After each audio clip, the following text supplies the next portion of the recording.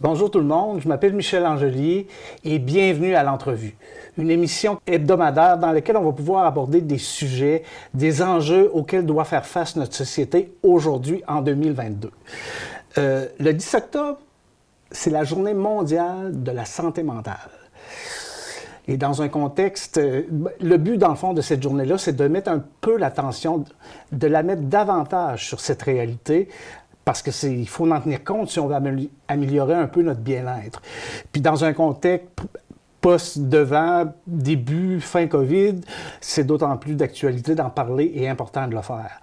Alors aujourd'hui, je vais avoir le plaisir de m'entretenir avec Mme Jolène Cauvier, oui voilà, qui est psychosociologue. Bonjour Mme Cauvier. Bonjour. Bienvenue, puis merci beaucoup d'avoir accepté notre invitation. C'est rare qu'on entende ça, un psychosociologue, mais on va revenir. Mais comme on se disait, la planète vient de vivre une espèce de cataclysme qui a changé un peu la donne, nos références et tout ça.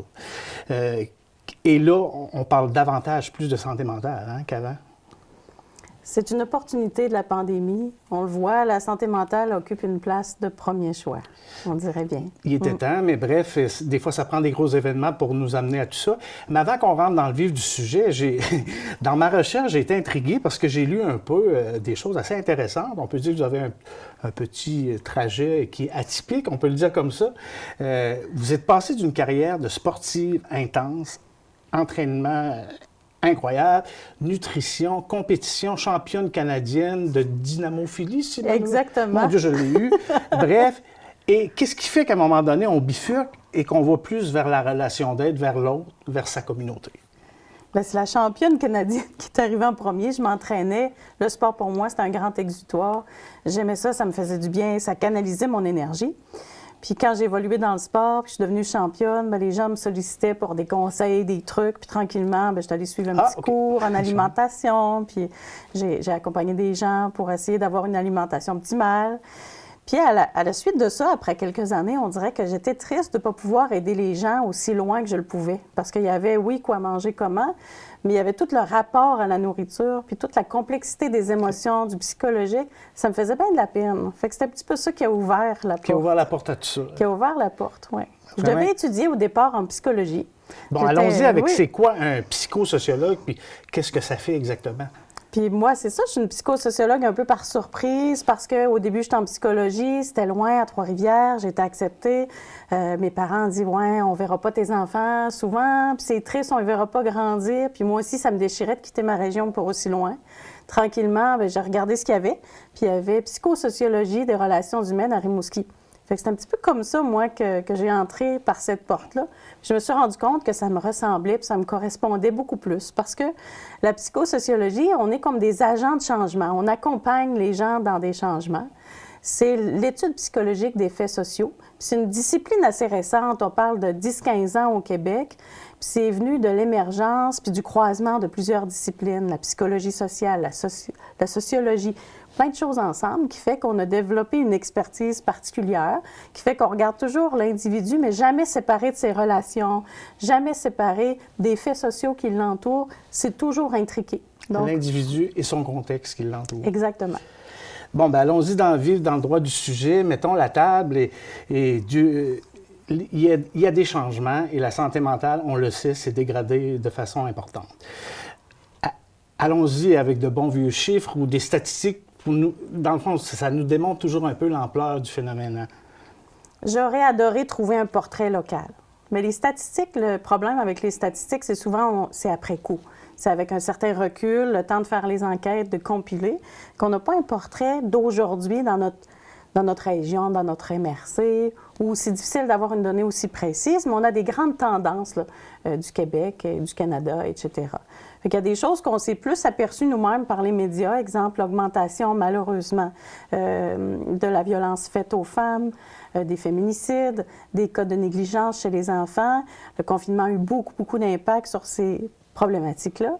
Mais on peut penser, là, il y a quand même 23 % de la population au Québec, si on regarde en février 2021, qui pouvaient ressentir les symptômes d'anxiété généralisée, de dépression. C'est beaucoup. C'est presque majeur. 1 sur 4. Oui, c'est vraiment beaucoup. C'est énorme. Consommation d'alcool, de substances, 18 à 30 % d'augmentation, c'est énorme. C'est énorme pour une société, vraiment. Aussi, ce qui est triste, c'est que c'est les gens les plus à risque. Ceux qui font partie des groupes les plus à risque qui ont eu le plus d'impact. Par exemple, si on est un enfant en développement, puis là arrive le confinement, c'est pour ça qu'il y avait beaucoup de pression aussi avec les écoles, puis reprendre la scolarité, etc. C'est que des événements qui se passent dans ces moments-là développementaux ont plus d'impact que chez un adulte. Donc, on peut penser que la pandémie a eu plus d'impact chez certains groupes à risque. Les enfants sont dans le développement, sont plus à risque, ou les gens qui étaient déjà à dealer avec des choses difficiles, les gens qui venaient de vivre des deuils, des séparations, puis là, s'ajoute la pandémie, mais ils étaient déjà dans une certaine vulnérabilité, plus difficile pour eux encore. Ça a tous augmenté un petit peu quelque chose à des degrés différents dans nos vies. Mais bon, c'est la Journée mondiale de la santé mentale. On va élargir par la suite. Mais si on veut en prendre soin, souvent les gens associent santé mentale, troubles mentaux, mettent tout ça dans le même... font un mélange avec ça. Puis ils ont une vision de ça pas réaliste. Ils définissent pas bien les termes. Puis des fois, ça peut peut-être les empêcher de prendre soin d'eux. Fait que on parle de santé mentale, mais on parle aussi de troubles mentaux, puis pas parce que tu as un trouble mental que ta santé mentale va être mauvaise, nécessairement, je pense, hein? C'est vraiment une question très pertinente, très, très pertinente, parce qu'en fait, santé mentale est associée à du négatif. Un peu que quand on nomme santé mentale, j'ai entendu des fois, on dit « Ah, bien ça, c'est un santé mentale, c'est un cas de santé mentale. » C'est un santé mentale. C'est comme si déjà, il y a quelque chose de très négatif qui suppose qu'on n'a pas de santé mentale, si on dit le mot santé mentale.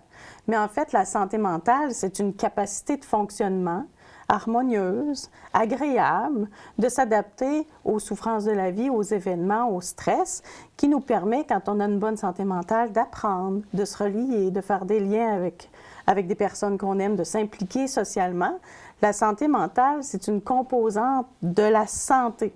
Les troubles mentaux, c'est pas la santé mentale, c'est des troubles qui peuvent être transitoires. Souvent aussi, on pense beaucoup aux troubles de santé mentale qui sont comme persistants. Qui durent toute la vie, là. Des troubles qui sont plus... tu sais, souvent, on va penser vraiment, par exemple, à la schizophrénie qui est difficile, plus difficile à soigner, qui est plus persistante. Les gens vont beaucoup associer ça à la santé mentale. On le voit moins comme un continuum où beaucoup de personnes vont avoir des états de santé mentale plus ou moins positifs, se sentir moins bien tout du long de la vie. C'est sur un continuum, la santé mentale, et pas nécessairement quelque chose qui fait que si je connais un épisode un peu plus dépressif, bien, je suis une dépressive, puis là, bien, de toute ma vie, je suis une dépressive, puis je suis une santé mentale. On a l'étiquette écrite là, puis on peut plus s'en... C'est souvent sur un continuum. OK, c'est intéressant, le continuum. Moi, j'ai comme l'impression que dans notre société, on parle beaucoup plus de santé physique. On traite beaucoup plus la santé physique, on est dans un objectif curatif. Et j'ai l'impression que la santé mentale est laissée pour compte un peu dans tout ça. Mais en lisant sur votre... J'ai tellement lu, c'était tellement intéressant, j'ai vu que vous parliez davantage d'un concept de santé globale, qui engloberait, de ce que j'en comprends, la santé physique et la santé mentale. C'est un concept intéressant, puis c'est très culturel, notre vision de la santé mentale, c'est-à-dire de penser que quand une personne n'est pas au summum de sa santé mentale, qui fonctionne vraiment parfaitement, bien, quand c'est pas ça, bien, il devient presque rien. Il n'y a pas beaucoup d'acceptation ou de place dans notre société pour des moments de répit, de repos, de sa propre santé mentale. Dans d'autres cultures, c'est pas ça. Je vous raconte, par exemple, en Afrique, quelqu'un qui se met à moins bien fonctionner dans sa communauté, on va plus parler comme d'une crise spirituelle. Il va être accompagné par les plus anciens de la communauté au niveau du chamanisme ou l'Ayurveda en Inde, par exemple. On va toujours prendre quelqu'un, même s'il se présente avec une dépression, on va l'accompagner avec l'alimentation, la médecine, le yoga. C'est plus global. On va traiter tout l'individu. C'est une vision intéressante dans laquelle on a plus de pouvoir parce que ça veut dire aussi que si on s'adresse de façon holistique à sa santé mentale, ça veut aussi dire que si je traite mon corps, mon alimentation, si je fais des moyens qui traitent l'ensemble de ma globalité comme être humain, je vais avoir de l'impact sur ma santé mentale. Ça ne pourra jamais être détaché. Il y a même des disciplines qui s'intéressent maintenant à l'impact des stresseurs sur la santé immunitaire et le développement de maladies. C'est donc dire qu'on ne peut pas vraiment séparer ça. Le corps ne peut pas être séparé de l'esprit. Puis du moins, en psychosociologie, on aime bien garder ça bien entremêlé, parce qu'un influence l'autre. On ne veut pas les détacher. Comme l'expression, on entend souvent, un esprit sain dans un corps sain. Un peu ça, oui. Un peu ça, si on... Oui. Oui. Un peu ça. Donc, de considérer tous les aspects de sa santé pour mieux avancer, dans le fond. Puis aussi, c'est de toujours se voir d'un point de vue global.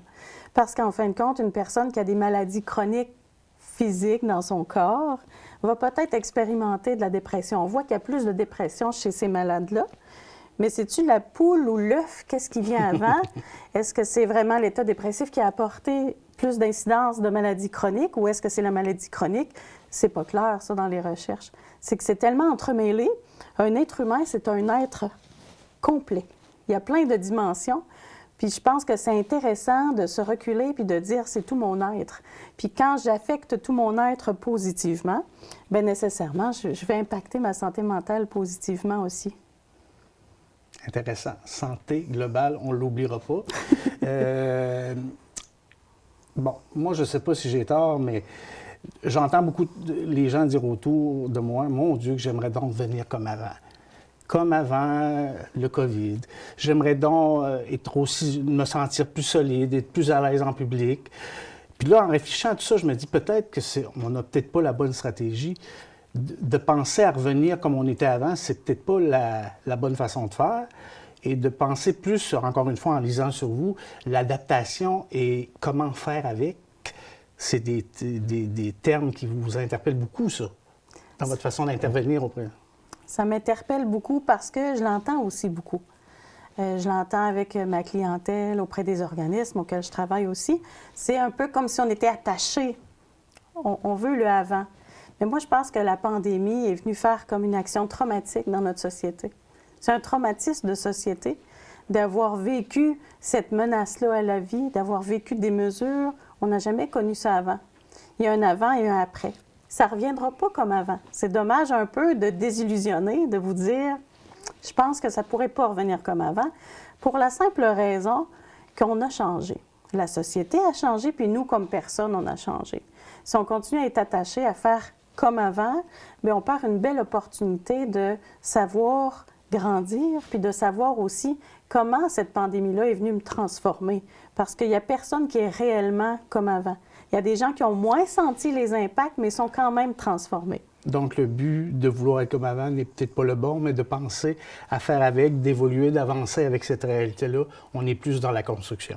Je pense que faire le deuil de cette première étape-là, de dire, OK, c'est pas comme avant. Ça ne reviendra pas comme avant.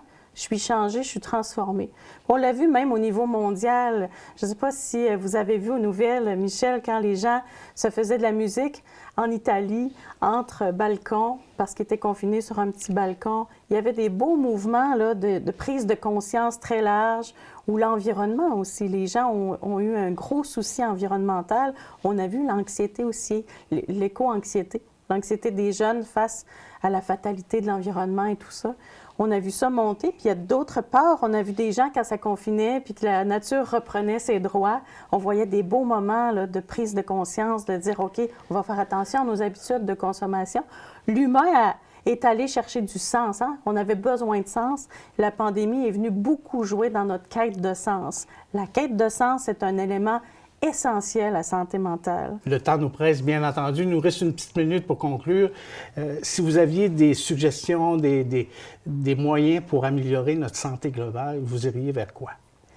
C'est sûr qu'il faut regarder nos habitudes de vie au sens large. Puis ce que je remarque beaucoup, c'est le temps d'écran. Aussi banal que ça peut paraître, on a beaucoup de temps d'écran. Des fois, on travaille devant un écran toute la journée, puis le soir, on est encore devant un écran. Par contre, si vous travaillez dehors, puis le soir, vous êtes à l'écran, il y a une question d'équilibre. C'est bien parfait. Il y a des dimensions aussi qu'on oublie beaucoup au niveau de la santé mentale, qui est, par exemple, nos croyances spirituelles. Est-ce qu'on peut développer ça? Est-ce qu'on peut regarder ça, puis essayer de développer cet aspect-là important qui va faire du lien, qui va relier les différentes parties de soi? Moi, j'aime bien dire, pour la santé mentale, il faut être connecté. Il faut vivre un état de connexion, être sur son X. Vivre ses passions, être connecté vraiment à soi et à bien des choses. C'est important. Quelle belle façon de terminer cette entrevue. Les passions, être connecté à soi, faire du sens avec tout ce qui se passe. Merci, Madame Cauvier. Ce fut un plaisir de jaser avec vous. Merci infiniment. Hey, merci beaucoup tout le monde. Je vous ai laissé la semaine passée avec une petite réflexion. Cette semaine, je me permets de vous faire une petite suggestion qui, moi, fonctionne bien pour améliorer mon état de santé mentale. Parlez à quelqu'un à qui vous avez confiance et que vous savez que cette personne-là va être en mesure de recevoir ce que vous avez à lui confier, votre peine, votre tristesse, tout ça, et ce, sans jugement. Sur ce, je vous souhaite une excellente semaine. La semaine prochaine, on va avoir le privilège de discuter avec Mme Colette Daou, la directrice générale de Télévague. On va parler de tout ce qui s'en vient des projets futurs, mais on va aussi parler du 35e anniversaire de cette télé. 35 ans que ça existe, imaginez-vous. Il y a plein de choses à parler de tout ça, ça va être vraiment intéressant. Et comme je me plais à me dire et à dire aux gens, faisons notre possible, c'est déjà bien en masse. À la semaine prochaine tout le monde!